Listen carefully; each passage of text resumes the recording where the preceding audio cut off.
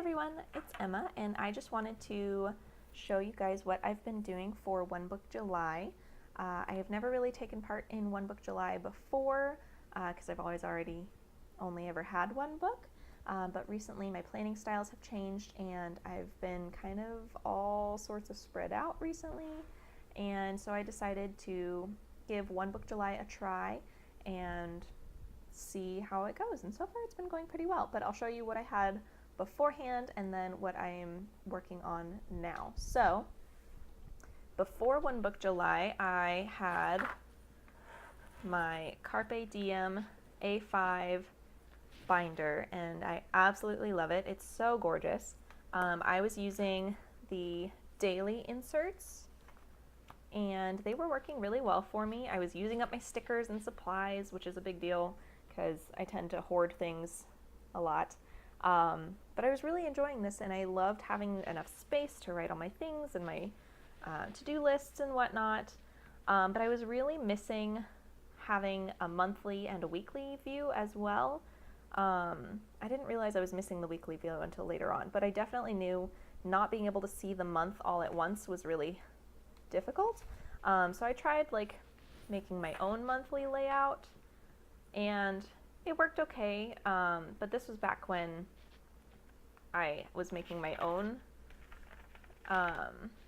inserts instead of using the official Carpe Diem ones, and having it be like a different size and a different texture and material, it just wasn't quite working for me. So I decided to try putting the monthly view in a different book. So I had my dailies in here, and then I decided to put my monthly layout in here.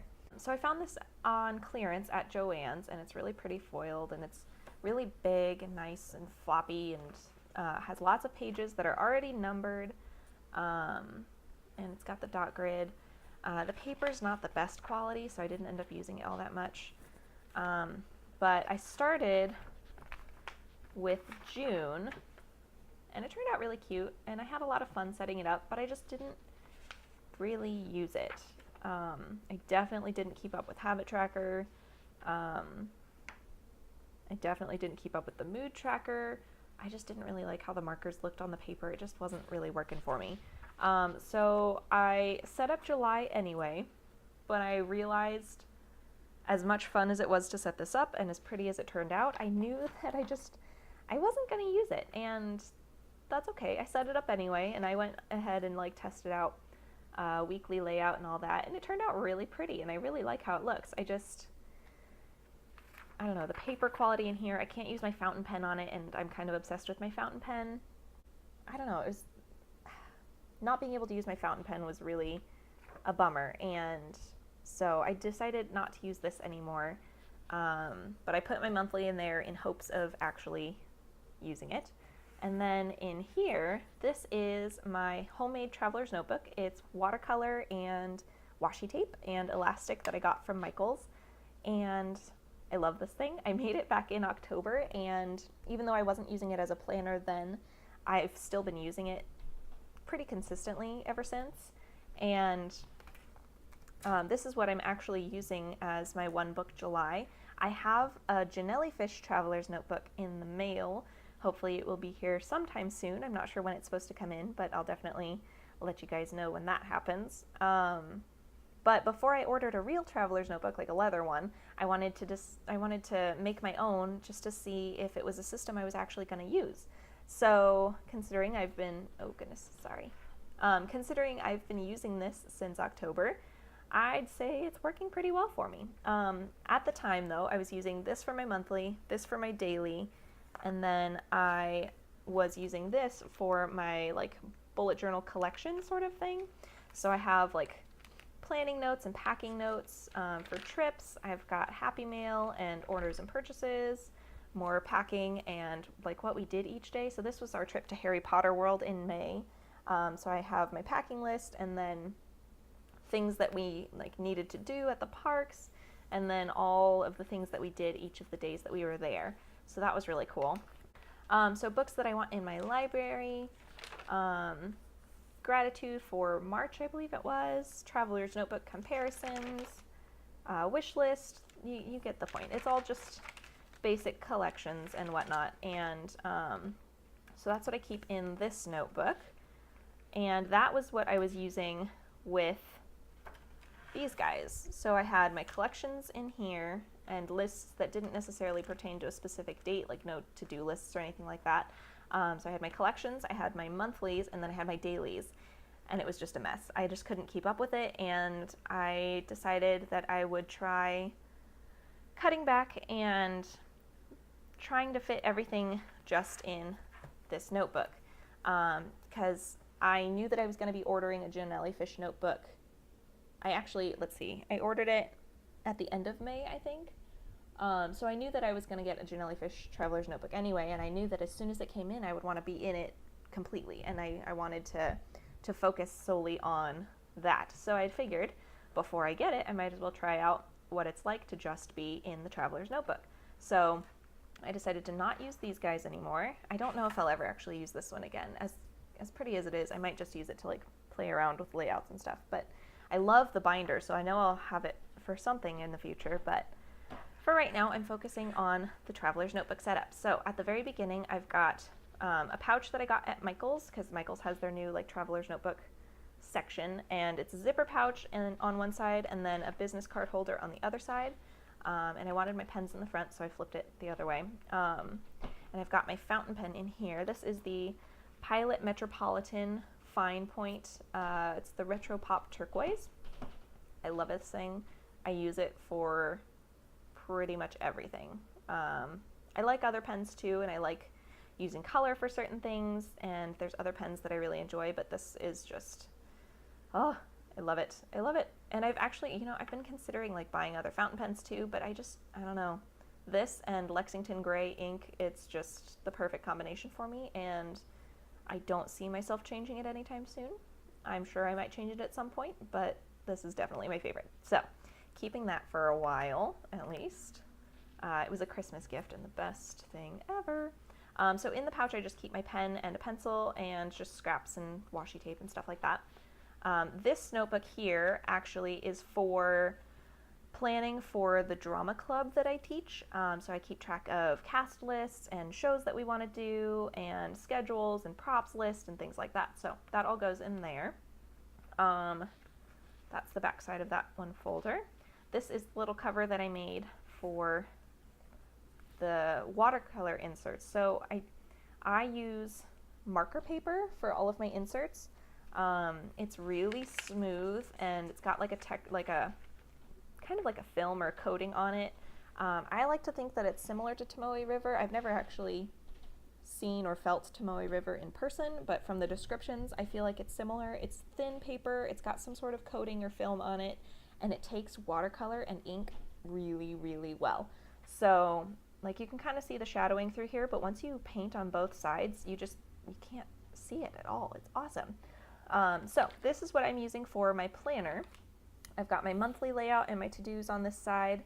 I've been trying to keep my planner fairly minimal because I feel like I need to just get back to actually getting things done. So yeah, I've got the weekly layout, and I'm keeping track of what I've been eating. I've been keeping track of my moods and my no spend and whether we ate in or out. So this has been really helpful in keeping track of like, oh, we've already eaten out twice this week, we shouldn't do it again, or we did really good last week, we can eat out again, that sort of thing. So I've been using like some stamps and some washi tape and some stickers every now and then, but for the most part I've been keeping it pretty plain, and it's been working really nicely for me. I love having a place to just put everything, and yeah, I don't know, I feel like it's been going really well, and I really like using it. Back here, I have enough room. I've been actually keeping track of no spend and how often we've been eating in, and I've been trying to de-stash some stuff, get rid of some supplies, and although it doesn't look like I've been doing very well, I've at least done something, so that's a start. And then I've got some room for dailies, and then I've started putting my moods together because I've been tracking my moods at the bottom of the pages down here, and I've been taking those moods and putting them into a mood mandala. So I've never actually successfully done mood mandala. So we'll see if I actually finish it, but I like that I have a different way to track the moods aside from the mood mandala. I like that I have a different place to track the moods aside from the mandala itself, so that I can come back in and add to it when I have time to, and I don't feel rushed, and I can just make a quick note of, oh, I was feeling anxious today, and then come back and add it in here later on. So I feel like that's going really well. So that is my planner for this month, and I love it. I have been using it more than anything else recently, and it's been working really well for me. So I love that. And then this insert here is my actual journal. I've been getting back into journaling on a regular basis. And yeah, so I use my fountain pen exclusively for this. And I use my marker paper, and I watercolor first, and then I write over the top of it, or I can write first and watercolor over the top of it because it's waterproof ink. But yeah, it's just, I don't know, it's so smooth even with the watercolor on it, and it's just really nice to use. I really enjoy it. So this is what I've been journaling in, and as you can see, you write on one side, you paint on the other, and you can barely even see through. So once I write on this side, you won't even be able to tell that there's something on the other side, which is amazing because this paper is really thin, and I don't know, I love working with it. So if you're looking to try out this sort of style, I know like Ali Brown is a big inspiration for me, if you couldn't tell. I mean, she's awesome, and I love her stuff, and I was doing stuff like this before I was watching her videos, but I let myself explore a little bit more once I saw her playing in her planner and her journals. So she's been a huge inspiration for me, and I've loved following her. But she uses like Tomoe River inserts. I don't know if she's still using Tomoe River at this point, but